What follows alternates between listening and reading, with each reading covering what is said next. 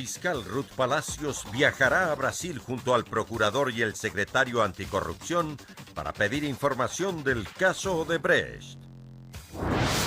Críticas tras la ratificación del artículo 98 de la Ley de Comunicación que defiende la producción audiovisual hecha en Ecuador. Empresa encargada del monitoreo de la campaña electoral registró 3 supuestas irregularidades en la promoción de los candidatos. Rescatan a 2 menores ecuatorianas de 14 y 15 años que viajaron a Colombia para encontrarse con un hombre que conocieron por Facebook.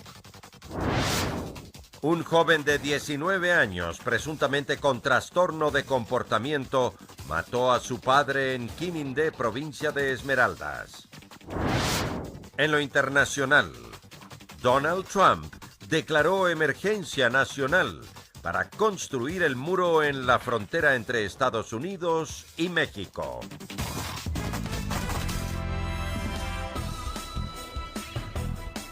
Viernes 15 de febrero de 2019, amigos, es un gusto estar nuevamente con ustedes aquí en Emisión Estelar del Comercio TV, finalizando esta semana laboral. Es un privilegio trabajar para ustedes. Aquí iniciamos. Ernesto Pazmiño, director nacional del Servicio de Atención Integral a Personas Privadas de la Libertad, aclara que la desvinculación de Ricardo Camacho, quien fungía como subsecretario de Rehabilitación, se debió a imprudencias que el exfuncionario habría cometido. Además, dice que se está creando una hoja de ruta para solicitar al presidente Moreno se declare en emergencia el sistema penitenciario. La situación que enfrentan las cárceles del país no es desconocida por el director nacional del Servicio de Atención Integral a Personas Privadas de la Libertad, Ernesto Pazmiño. Tras las declaraciones del ex subsecretario de Rehabilitación Social, Ricardo Camacho, en donde se puso en evidencia las falencias del sistema penitenciario, Pazmiño la ratificó e hizo énfasis en 3 problemas: el hacinamiento, que ya alcanza el 38%, la corrupción y la seguridad. Siempre he dicho de que están puestas las condiciones para que de aquí en adelante, en cualquier momento, en las cárceles se produzca un estallido de graves consecuencias. Y todos seremos responsables de esta situación.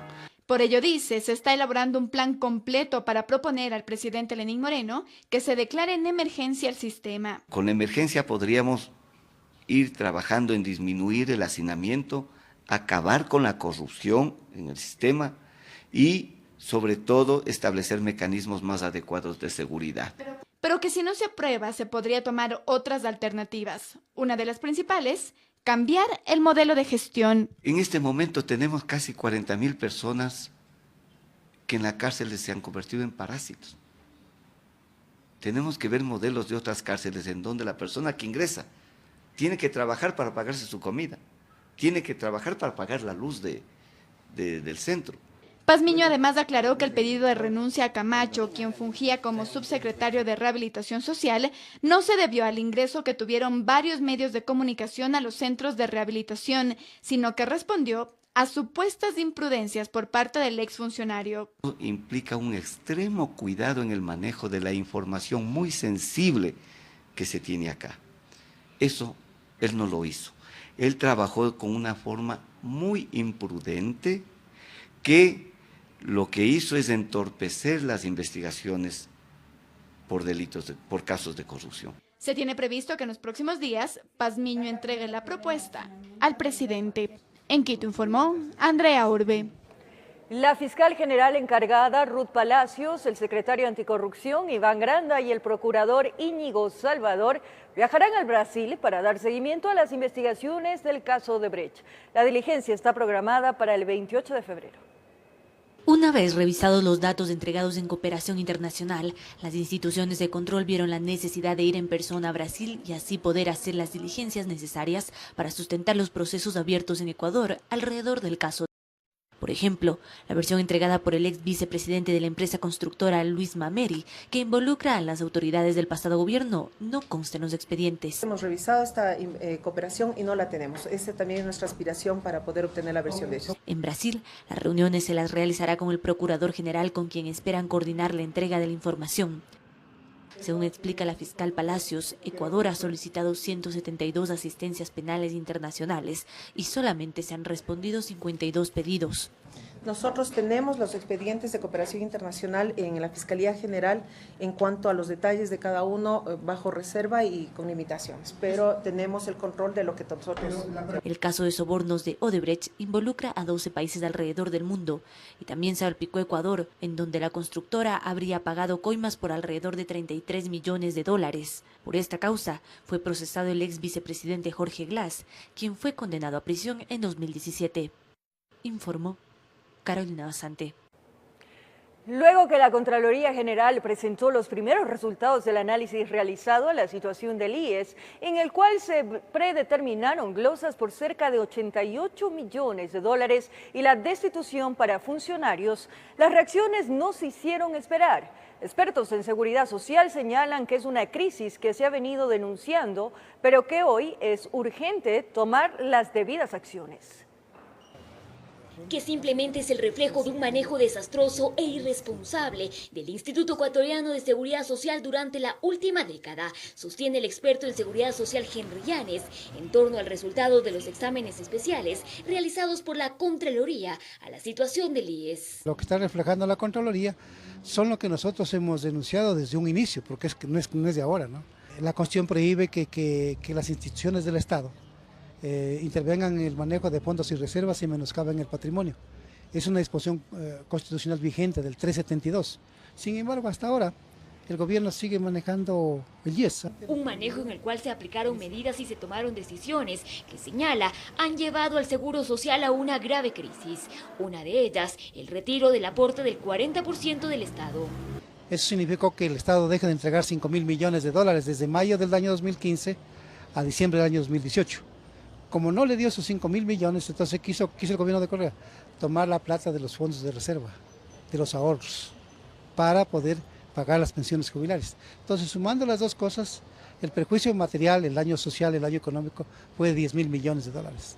Con esta visión concuerda el también experto en seguridad social Marco Proaño Maya, quien además le suma la resolución 501, en la cual se cambió la distribución de los aportes de pensiones a salud.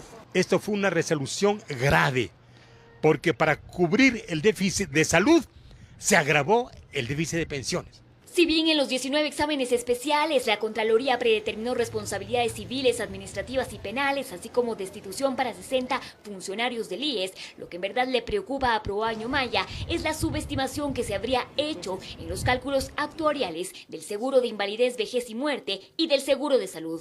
De 124.000 millones de dólares y en el seguro de salud de 14.000 millones de dólares. Estas son cifras catastróficas, son cifras demenciales, que ni la institución ni el Estado podrán asumirlas. Ante este panorama para ambos expertos, lo que queda por hacer es que principalmente se reestructure la administración del IES y que el gobierno cumpla con sus obligaciones, en este caso que se iguale con el pago del aporte del 40%. En Quito informó Adriana Rojas. Finalizó el gabinete presidencial que se desarrolló este viernes en Tulcán. Varias resoluciones se tomaron por parte de las autoridades nacionales que buscan aplacar la crisis económica que vive esta zona fronteriza. Seguridad, contrabando y reestructuración de créditos fueron parte de las acciones que se tomaron por el primer mandatario. Tulcán fue la sede del gabinete presidencial itinerante cuyo tema principal fue la crisis social y económica que vive la provincia del Carchi. La seguridad en frontera marcó un punto de atención en las autoridades ministeriales, como el aumento del personal policial que labora en este lado fronterizo, garantizando así la seguridad en el límite como Tobar Donoso, El Chical, Tufiño, en donde existe cierta influencia delictiva generada desde el vecino país. Las zonas de frontera tienen problemas especiales, no solamente aquí, sino en cualquier frontera los problemas se parecen. El contrabando es uno de esos problemas. Tenemos que hacer controles, los vamos a seguir haciendo, hay que evitar que crezcan las economías ilegales y ese es parte de nuestro trabajo. Este tipo de reuniones favorecen porque estamos previendo las situaciones que pueden generar conflictos y sobre todo atender las demandas. En temas económicos, Jairo Pozo, quien preside el Comité Cívico de la provincia, adelantó varias de las resoluciones tomadas con el presidente de la República. Ya firmó el señor presidente el decreto de la exoneración del pago anticipado del impuesto a la renta con año 2018 y cuyas personas ya hayan cancelado, pues tendrá derecho a la devolución de este anticipo. Que se unan los ítems entre la canasta comercial de Carchi y la canasta comercial de Sucumbíos. El presidente Lenín Moreno arribó aproximadamente a las 11 horas de este viernes y fue recibido por los beneficiarios del programa de reestructuración de deudas generadas desde Ban Ecuador. La situación comercial, la situación de comercio de provincias fronterizas, de ciudades fronterizas, suele ser muy diversa, muy cambiante. A veces hay bonanza, a veces hay lo contrario, y un Estado debe entender eso y debe estar presto a dar la mano. Porque esa gente que en este momento está sufriendo una caída en sus ventas, en sus negocios, seguro que en algún momento se va a recuperar. El gabinete se instauró en la Universidad Politécnica del Carchi y finalizó cerca de las 16 horas con varias resoluciones importantes, entre ellas la lucha directa al contrabando. La primera exportación de leche en polvo que se haga al Perú será de productores de aquí de la provincia del Carchi. La necesidad de formular un acuerdo entre las Fuerzas Armadas, Policía Nacional y el Ministerio de Recursos Naturales No Renovables para el control de contrabando de combustible, que es un tema que todavía persiste aquí en la provincia. De un proyecto para el Centro Binacional de Atención en la Frontera Norte. Con imágenes de José Cedeño, desde Tulcán informa Miriam Enríquez. Se registran las primeras reacciones luego de que la Asamblea se ratificó en el artículo 98 de la Ley de Comunicación que versa sobre la producción nacional. Existen críticas a la decisión parlamentaria.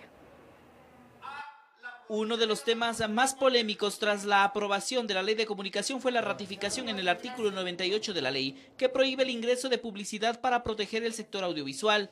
En la Asamblea se generaron sorpresas, pues hasta la víspera de la sesión se aseguraba que no existían los votos suficientes, pero un movimiento de última hora donde pesaron los votos de los socialcristianos, que enviaron a sus alternos, cambió el panorama al interior del Pleno. De un solo golpe se despoje y se pueda generar un perjuicio a un sector importante del sector ecuatoriano, afectando tentativamente al empleo, con lo cual no podemos estar de acuerdo.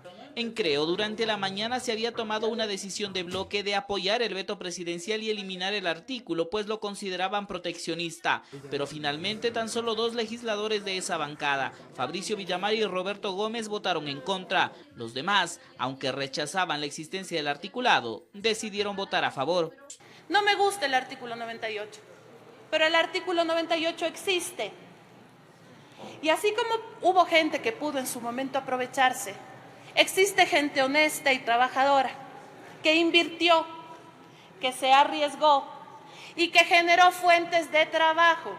Y este viernes se registran las primeras reacciones a esta decisión de la Asamblea. El economista Luis Espinosa critica la posición de los 109 legisladores, pues afirma que por presiones políticas y electorales, los asambleístas han apoyado un artículo que perjudica al país. Un lobby, un grupo de presión de unas pocas personas con mucho interés en un tema, presionó a los asambleístas para que votasen lo que a ellos les convenía, que no era necesariamente lo que convenía a la mayoría de los ecuatorianos. Que con esta decisión Ecuador no podrá avanzar en las negociaciones multilaterales de comercio. Por ejemplo, se le cerrarían las puertas a su ingreso a la Alianza del Pacífico. Cuando vaya ahora el gobierno de Ecuador a negociar la incorporación a la Alianza del Pacífico, los posibles socios comerciales de Ecuador en la Alianza del Pacífico, ¿qué le van a decir? No le creemos nada de lo que nos dice, porque un impedimento tan básico al libre comercio, que está en contra de todos los tratados que ya ha firmado Ecuador, entre otros la CAN, no son capaces de solventarlo simplemente porque hace el lobby unos pocos productores audiovisuales.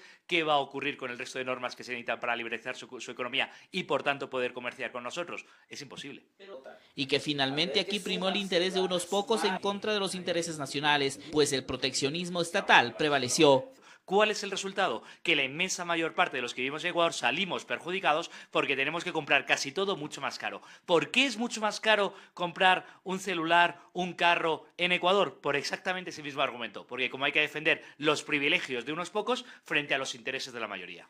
Son las reacciones a la ratificación por parte de la Asamblea del artículo 98 de la Ley de Comunicación, que finalmente seguirá en vigencia. Informó Javier Gallo. ¿Cuáles fueron los principales cambios registrados a la Ley de Comunicación que fue analizada este jueves en la Asamblea Nacional? En el siguiente reportaje les explicamos los alcances de la reforma a esta polémica normativa. Con el análisis realizado este jueves por la Asamblea, la Ley de Comunicación finalmente fue reformada. 26 fueron las objeciones presentadas por el presidente, de las cuales 4 fueron ratificadas por el legislativo en su texto original. Una de ellas, que se obliga a los medios de comunicación a no eliminar el material y sus productos audiovisuales, mantenerlos en archivo por al menos 180 días para que la autoridad pueda hacer una evaluación del cumplimiento de normativas, de ser el caso. Se continúa prohibiendo la publicidad de productos dañinos para la salud. Aquí no se permitió, por ejemplo, que se abra la posibilidad para que la publicidad de bebidas de moderación puedan difundirse en medios. Se ratificó la protección a la producción nacional, prohibiendo la importación de piezas publicitarias desde el extranjero. No se dio paso a la renovación automática de frecuencias como lo habían pedido los gremios. Se ratificó las llamadas medidas afirmativas para beneficiar a los medios comunitarios. Con la entrada en vigencia de la ley desaparece la Supercom. El Jordicom será reestructurado, se elimina el llamado linchamiento mediático, entre otros temas. Se espera que en los próximos días la presidenta remita esta reforma al registro oficial para su publicación. Informó Javier Gallo.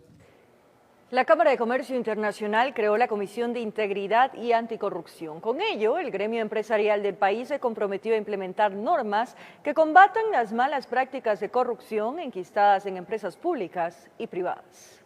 Con el objetivo de contribuir en el combate a la corrupción desde el sector privado, la Cámara de Comercio Internacional Capítulo Ecuador presentó oficialmente la creación de la Comisión de Integridad y Anticorrupción. Combatir la corrupción dentro de la empresa, prevenir la corrupción dentro de la empresa, trabajar en la capacitación, trabajar en certificaciones, trabajar en códigos de ética.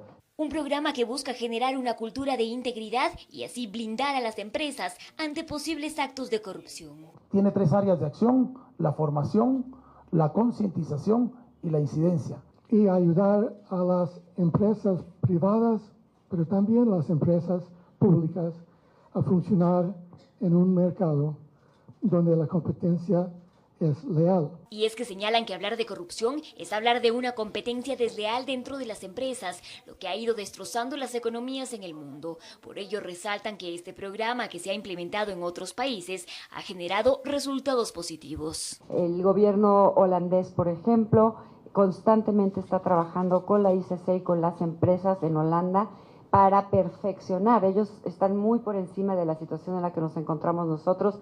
Por todo ello, suscribieron un acuerdo de transparencia que compromete a sus afiliados a cumplir con toda la normativa establecida para combatir la corrupción.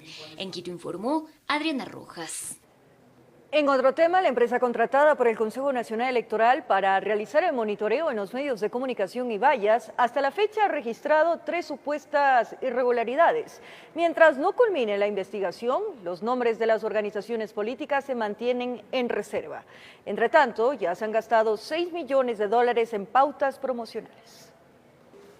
A 8 días que la empresa de Universal Producciones arrancó con el monitoreo a los medios de comunicación y vallas para detectar posibles irregularidades en la campaña electoral, se registra una posible infracción en una radioemisora de la provincia de Pichincha. En Imbabura, en una gigantografía se estaría utilizando a un menor de edad. Y en Santo Domingo de los Áchilas, aprovechando la publicación en prensa escrita de una institución pública, se haría proselitismo. Se está revisando si es que es una presunta infracción. Si hay las evidencias, pasará al Tribunal Contencioso Electoral. Al consejero José Cabrera les llama la atención la supuesta irregularidad, ya que la propaganda no sale al aire sin que el Consejo Nacional Electoral primero le dé el visto bueno, trámite que se ha cumplido con 1.141 productos comerciales, 225 están en trámite y 161 han sido devueltos por varias causas. Se induzca la violencia, el racismo, la toxicomanía, el sexismo, la intolerancia religiosa o política y todo aquello que atente contra los derechos se entenderá por intolerancia al irrespeto de las ideas, creencias o prácticas de los demás cuando son diferentes o contrarias a las propias. Son 504 medios a ser monitoreados, radios 377, canales de televisión 63 y prensa escrita 64. 6.176.526 está ya pautado. Se tiene un valor aproximado de 36 millones porque todavía no tenemos la cantidad exacta de candidatos. El Tribunal Contencioso Electoral resuelva las apelaciones que tenemos y sabremos el número de candidatos que van a participar. El máximo organismo electoral tenía previsto $800.000 para el monitoreo, pero mediante el mecanismo de subasta inversa, a través del Servicio Nacional de Contratación Pública CERCO, se firmó el contrato por $400.000, informó Héctor Romero. Una confrontación, al parecer, entre un funcionario municipal y el candidato a la alcaldía de Quito, Javier Buendía, marcó parte de la jornada de las actividades de los candidatos, previo a las elecciones seccionales del 24 de marzo. Las redes sociales viralizaron este episodio. Transcurridas 2 semanas de campaña electoral, una de las actividades realizadas por el candidato a la alcaldía de Quito, Javier Buendía, causó revuelo en las redes sociales a través de la circulación de un video donde se ve al postulante en una confrontación. Imágenes muestran parte del episodio en el que incluso se levantaron sillas. ¡Hazme el favor! ¡Te prohíbo votar por mí!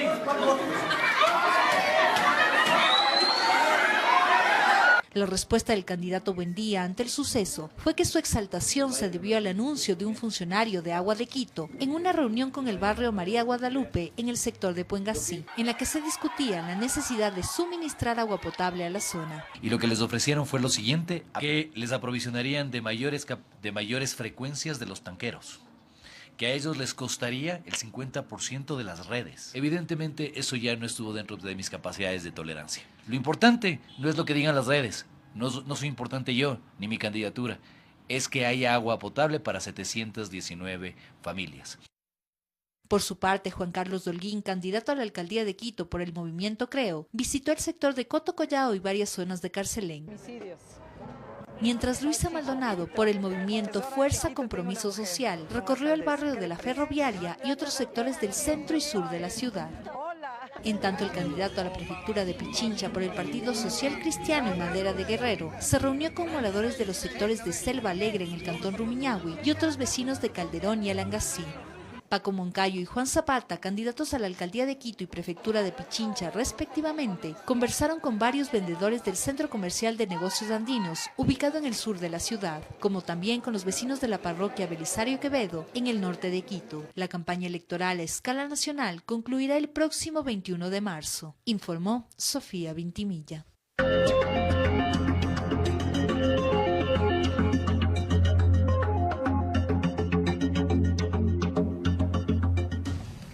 Finalizando la semana laboral en Conociendo al Candidato, nuestro segmento para poder conocer más acerca de los postulantes a las elecciones seccionales, les presentamos al postulante a la alcaldía de Quito, Víctor Hugo Erazo. Él tiene 55 años de edad, su profesión filósofo, graduado en la Pontificia Universidad Católica del Ecuador, diplomado en epistemología clásica y además es escritor. Su experiencia, miembro de la Federación de Periodistas de Pichincha, miembro de la Casa de la Cultura Ecuatoriana, editorialista de diario El Mercurio, miembro del Consejo Editor del periódico La Tierra, fundador de la Fundación Latinoamérica, Investigación y Desarrollo, FUNLATIN. Él representa a Fuerza Ecuador Lista 10. El principal proyecto del candidato es hacer de Quito una ciudad segura y generar plazas de empleo a través de proyectos de construcción. Por segunda ocasión, Víctor Hugo Erazo es candidato a la alcaldía de Quito. Dice que esta vez se siente más confiado y respaldado. Señala que es necesario realizar una auditoría de las 4 últimas administraciones. Cuando llegue a la alcaldía de Quito, voy a cerrar el municipio de Quito por 30 días para llevar a cabo una auditoría administrativa y financiera del municipio de Quito, para que nos digan ¿qué mismos hicieron con los recursos? Su principal proyecto es hacer de Quito una ciudad segura a través de una reforma al Código Orgánico Integral Penal y de la firma de un convenio con las instituciones del orden. Para que sea a los delincuentes a los que se les enseñe la cara y se ponga el nombre y no a las víctimas. Vamos a tratar de que en este código también se reforme el portar armas. Vamos a tratar de que se endurezcan las penas para todo este tipo de delincuencia. Le preocupa cómo se ha manejado el tema de la basura y en ese sentido su propuesta está enfocada en la creación de una biorefinería. a terminar el problema de la basura de Quito y a cambio vamos a ganar dinero porque vamos a producir etanol y biodiesel. Explica que es momento de que el municipio sea más de territorio, una administración que brinde incentivos a los emprendedores a través de una cooperativa municipal. Para que otorgue créditos a todos los emprendedores de todas las edades, créditos de $5,000, $10,000 y $15,000. Propone generar plazas de empleo con proyectos de construcción. He hablado con empresarios británicos que quieren venir a invertir en Quito en la construcción de vivienda. Esta vivienda será sin entrada y a 20 años plazo para gente de escasos recursos económicos. Como escritor quiteño ha publicado 7 obras. Su anhelo es volver a Quito una ciudad cultural, con la creación de varios espacios como bibliotecas y una universidad municipal. Informó Priscila Cadena. Ahora vamos a conocer a una nueva candidata a la prefectura del Guayas. Se trata de Pierina Correa Delgado. Ella tiene 60 años de edad, su profesión arquitecta, experiencia expresidente de la FE de Guayas, candidata por Fuerza Compromiso Social, lista 5. Fomentar la capacitación de los pequeños agricultores y diversificar la producción del arroz son dos de las principales propuestas de Pierina Correa, candidata a prefecta del Guayas. Vuelve a intentarlo tras la convocatoria efectuada durante la transición constitucional impulsada por el gobierno de su hermano menor, ahora por Fuerza Compromiso Social, lista 5. Todo para el agro, dice. Capacitación, tecnificación, planificación, mapeo. ¿Qué tal si le damos valor agregado y no solo pensamos en vender la gramínea? Es decir, vamos a hacer harina de arroz. Vamos a hacer leche de arroz. No está en contra de las concesiones viales, pero observa los costos de los peajes y una extensión de última data. Pero resulta que al hacer la consulta a la actual prefecta, nos dijo que no, que se había ampliado el plazo hasta el 25. Pedirle oficialmente que nos haga llegar copias de esas concesiones para revisar los términos. Sabe que no hay competencias para la construcción de escuelas y centros de salud, pero tampoco es ajena a lo palpable, afirma. ¿Qué tal si vemos más vale una identificación de necesidades en cuanto a malla curricular de acuerdo a las actividades que se desarrollan en el sector? Sostiene que desde la presidencia de Fede Guayas ayudaron a cientos de jóvenes a salir de un abismo llamado H a punta de deporte, para el caso que atañe. Puede ser cultura, puede ser arte en sus diferentes manifestaciones, puede ser educación, porque muchos han dejado la escuela como consecuencia del consumo. Cuando inscribió su candidatura había solicitado una licencia de Fede Guayas, pero a los pocos días la Secretaría del Deporte intervino en esa institución. ¿Esto es una fortaleza o una amenaza en la contienda electoral? Que si me ha hecho daño o no me ha hecho daño, para la gente que conoce mi trabajo, para la gente, y estamos hablando de más de 5.000 deportistas que manejamos, que se han visto beneficiados de manera directa, ¿cómo es posible que nos hayan dado sede de Juegos Nacionales, categoría juvenil, que encima ganamos abrumadoramente, si los escenarios se estaban cayendo a pedazos? Lejos de las cuerdas y los duelos a ultranza. En la noche una caravana con Alexandra Arce por las calles de Eloy Alfaro Durán. Informó Jorge Escobar. Y hoy les presentamos a María Catalina Pérez y Graciela Mora, candidatas que aspiran a ocupar una de las 7 consejerías del Consejo de Participación Ciudadana y Control Social. Su elección será por voto popular durante las elecciones del 24 de marzo. María Catalina Pérez Ávila, edad 51 años, estudios realizados, licenciada en Ciencias de la Educación, mención en Administración Educativa. Experiencia profesional, asistente de gerencia en Duvalén Compañía Limitada. Graciela Viviana Mora Ramírez, edad 38 años, estudios realizados, licenciada en Comunicación Social, magíster en Comunicación Organizacional. Experiencia profesional, fue parte de la Casa de la Cultura Ecuatoriana de El Oro, asesora de la Casa de la Cultura Ecuatoriana de Quito, especialista en investigaciones en el Ministerio de Relaciones Exteriores. Y es importante poner atención a esta información para que usted esté bien informado al momento de acudir a las urnas. Recuerde que los postulantes se encuentran divididos en 3 papeletas, la de mujeres con 11 aspirantes, la de hombres con 28 candidatos y la de pueblos y nacionalidades indígenas, afroecuatorianos o montubios y de ecuatorianos en el exterior con 4. De los mismos, usted deberá elegir a 3 aspirantes de la lista de hombres, a 3 de la lista de mujeres y un postulante por la lista de pueblos y nacionalidades. Con esto nos vamos a nuestra primera pausa aquí en la emisión estelar del Comercio TV y al regresar les contamos que 2 menores ecuatorianas fueron rescatadas en el municipio de Mocoa, en Colombia, víctimas de la trata de personas. Además, en Esmeraldas, un joven presuntamente con trastorno de comportamiento mató a su padre. Los detalles en breves minutos.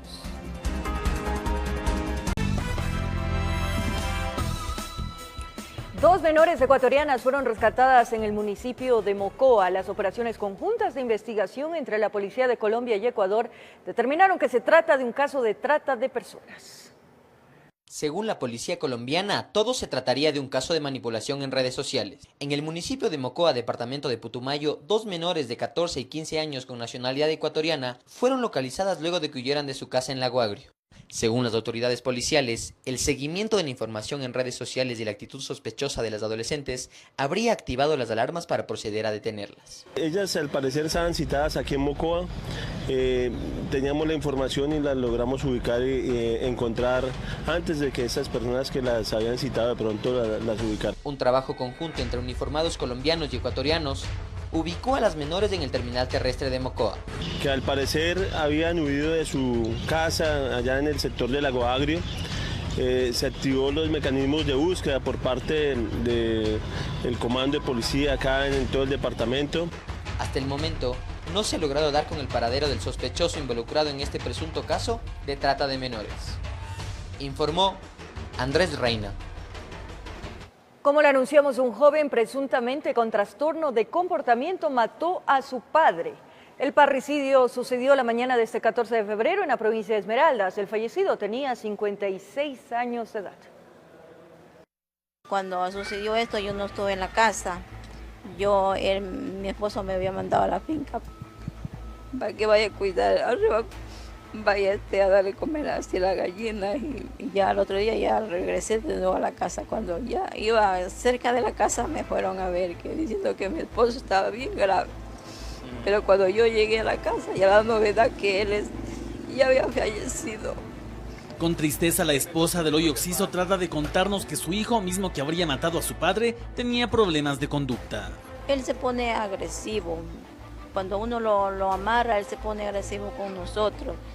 Y ahí él quiere que lo suelten para que vaya sale a las casas, pero coge lo que encuentre en las casas, se lleva, y quiere coger hasta cuchillo, machete, eso busca por las casas. Por los testimonios expuestos, la policía también supone que el joven de 19 años que mató a su progenitor tenía problemas de comportamiento. Sin embargo, manifiestan que no era el lugar adecuado para ser tratado. Lo habían tenido, sí, con la medicación del caso en el domicilio de sus familiares. Pero en uno de sus momentos de crisis toma un arma blanca y agrede a su padre, provocándole heridas graves. El presidente del recinto, Cristóbal Colón, del cantón Quinindé, lugar donde ocurrió el supuesto parricidio, señaló que según versiones de testigos, los machetazos acertados contra la humanidad del agricultor le comprometieron varias partes de su cuerpo. Supuestamente tiene uno aquí en el cráneo así, otro así y en los bracitos. Y lo que en la yugular. Pero de lo sucedido el asesino no recordaría nada. Por su condición no tiene conocimiento claro de qué es lo que hizo, sino producto de su trastorno alucina ciertas cosas. Tras el hecho, el autor del delito se encuentra a órdenes de las autoridades, quienes deberán definir si ingresa a un lugar especial para su tratamiento o es enviado a prisión. Esto mientras los allegados del occiso esperan que el cuerpo les sea entregado para brindarle cristiana sepultura. Informó Javier Rosero. La percepción de seguridad en Quito se ve afectada debido a los eventos violentos ocurridos en las últimas semanas. Gran parte de la ciudadanía cuestiona si es que los más de 4.300 policías distribuidos a lo largo y ancho de la ciudad son suficientes. Según datos de 2 encuestadoras nacionales, para enero de 2019, la inseguridad y la delincuencia son 2 de las mayores problemáticas en la ciudad de Quito. La percepción de inseguridad ha crecido en la ciudadanía y los recientes incidentes violentos en la capital lo refuerzan. Ahora ya hay bastante inseguridad aquí en el país, no solo aquí en Quito, Guayaquil, toda la ciudad. Sí, para coger un bus es muy peligroso. Por todos lados se ve y no se está uno seguro. Con este temor vienen los cuestionamientos, sobre todo al rol de la Policía Nacional. La policía llega después de lo que ya pasa todo. No llega en ese momento, se le ha llamado, hemos pasado caso que hemos solicitado su ayuda, pero no. Las dudas sobre la efectividad policial no son nuevas, pero a decir del coronel Carlos Blanco Calderón, jefe de operaciones en el Distrito Metropolitano, el trabajo de la Policía Comunitaria y la ciudadanía está bien compenetrada. Humanamente los policías no podemos copar todo el territorio, pero nuestros vecinos sí. Entonces ellos son quienes nos informan, quienes nos ayudan a identificar a personas que están a la margen de la ley. En Quito existen 259 unidades de policía comunitaria. En cada una de ellas se distribuyen entre 16 a 22 uniformados. Tenemos un decremento en relación al año anterior, en este mismo periodo de tiempo, de enero a 1 de febrero, de un 43%. Blanco está consciente de que las dinámicas entre barrio a barrio cambian, al igual que de ciudad a ciudad. Es por eso que la policía apuesta por la tecnología para potenciar su labor.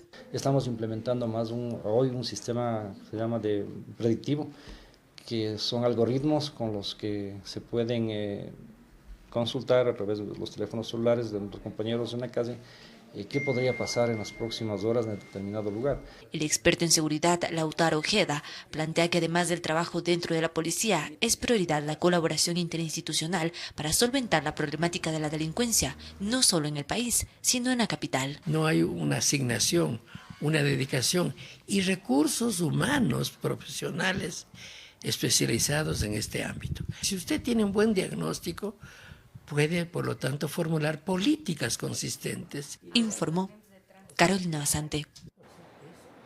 Allanamiento en inmueble del sur de Quito deja como resultado varios objetos y sustancias ilícitas decomisadas. Además, la efectividad del actuar policial permitió que en otro sector de la capital una supuesta banda de robacasas sea capturada. Dichos casos les presentamos en la siguiente nota. Por medio de una denuncia que señalaba que en un domicilio se expendía drogas, la Policía Judicial procedió al allanamiento de una vivienda ubicada en San Luis de Chillogallo, al sur de Quito. Se logró la detención de una ciudadana. Asimismo, dentro de los indicios levantados se encontraron un arma de fuego, armas blancas, así como dinero y sustancias sujetas a fiscalización. La droga decomisada sería pasta base de cocaína y durante el operativo se la encontró camuflada en muebles y techos del lugar. Esta estaba ya empaquetada, lista para la venta al minoreo. Puedo observar que prácticamente era adquirida por personas que son denominados narcodependientes. Asimismo era consumida por menores de edad de las unidades educativas aledañas. Por otra parte, los gendarmes lograron la detención también en el sur de Quito de una presunta banda de robacasas. El interior del inmueble objeto de la delincuencia habría sido sustraído de manera rápida. El propietario del inmueble habría salido por un lapso de 15 minutos nada más. Entonces el robo a esta vivienda se dio en ese lapso de tiempo. Él llegó luego de haber realizado unas diligencias personales y se percató prácticamente que había sido objeto de un robo. Tras una operación de seguimiento de los sospechosos, la policía los capturó en el sector de Solanda. Son 4 personas, 2 de ellas ya tenían antecedentes por temas relacionados al robo de domicilios.